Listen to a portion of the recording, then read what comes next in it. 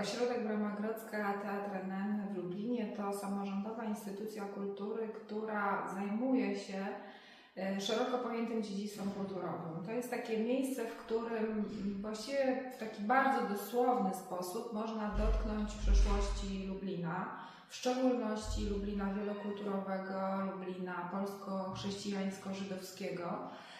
Robimy to od 36 lat. Próbujemy opowiadać historię naszego miasta, zbierając m.in. świadectwa, relacje świadków historii, którzy opowiadają na przykład o przedwojennym Lublinie.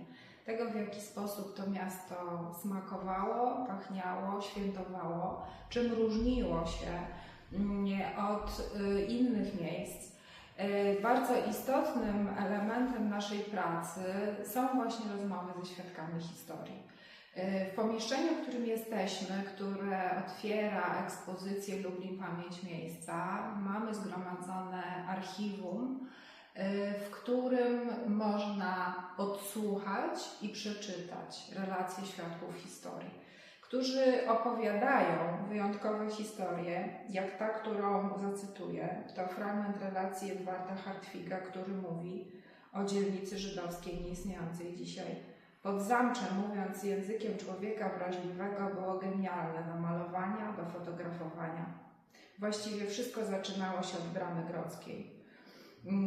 To jest bardzo istotne, kiedy mówimy o Bramie Grodzkiej w przeszłości, kiedy odnosimy się do historii przed wybuchem II wojny światowej, bo rzeczywiście wtedy Brama Grodzka była też rodzajem takiego punktu granicznego pomiędzy Starym Miastem a nieistniejącą już dzisiaj dzielnicą żydowską. I kiedy na początku naszej działalności zaczynaliśmy mapować takie ważne punkty, jeśli chodzi o przeszłość Lublina, to tak naprawdę bardzo niewiele o tej przeszłości wiedzieliśmy.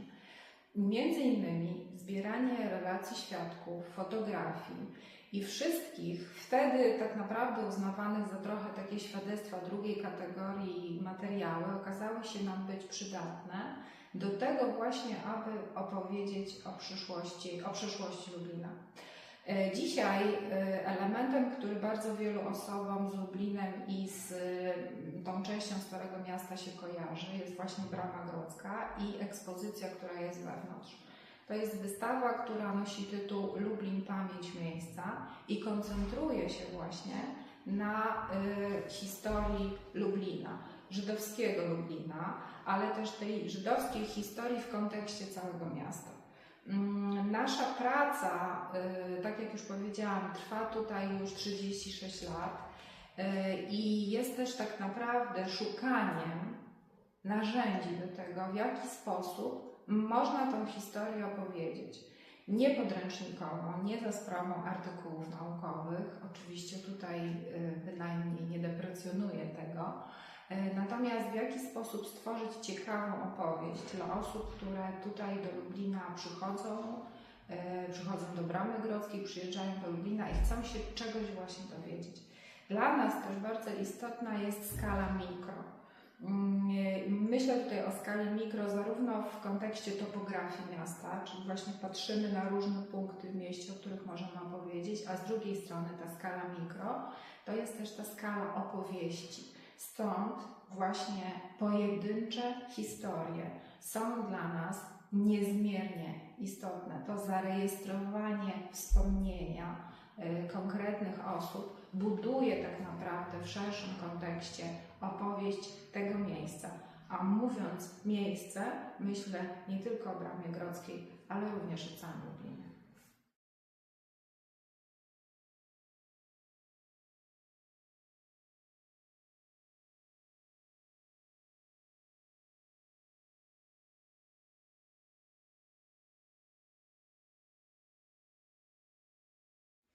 Lublin okresu dwudziestolecia międzywojennego to było bardzo interesujące miejsce i też dla nas tutaj w Bramie Grodzkiej ta historia właściwie i też pewne dane dotyczące tej przedwojennej przeszłości są bardzo ważne, ponieważ z tego wynika też bardzo wiele naszych projektów. Otóż W okresie dwudziestolecia międzywojennego w Lublinie 1/3 społeczności to byli Żydzi.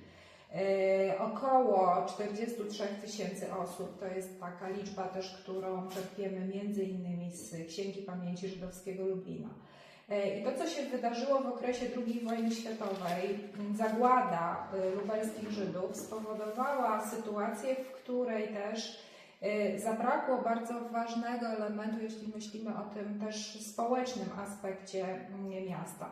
I w momencie, kiedy Brama Grodzka rozpoczęła swoją działalność, my staliśmy się takimi trochę strażnikami pamięci tej żydowskiej przeszłości również Lublina, ponieważ w jakimś sensie zabrakło naturalnych spadkobierców tej właśnie historii.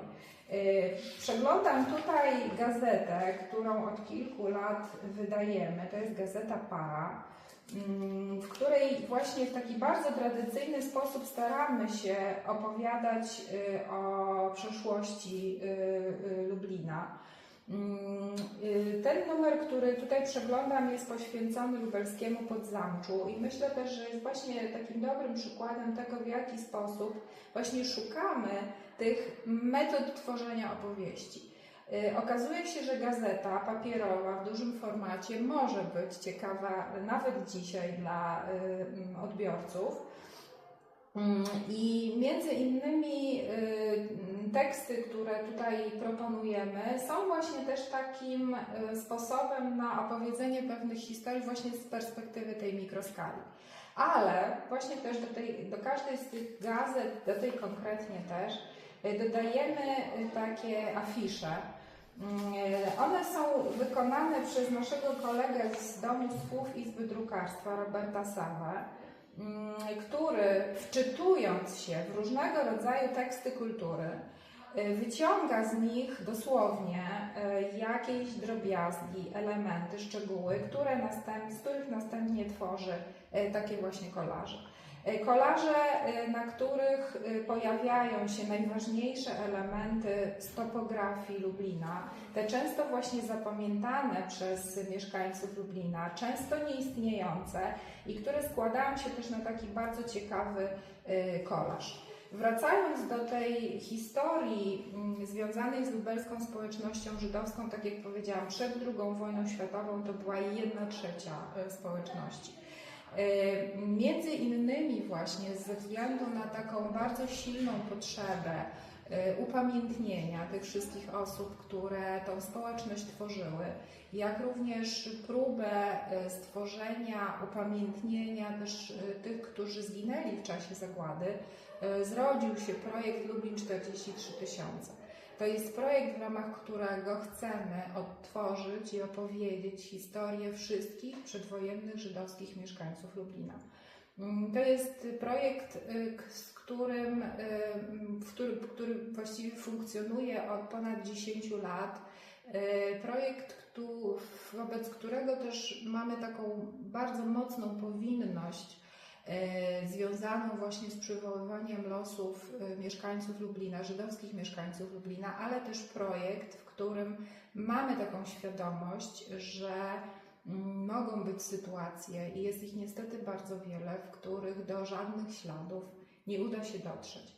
Ale to też pokazuje nasze myślenie o mechanizmach pamięci, tego, że po prostu istnieje zapomnienie, że wobec niego czasami jesteśmy bezsilni, ale mimo to próbujemy tę historię opowiadać.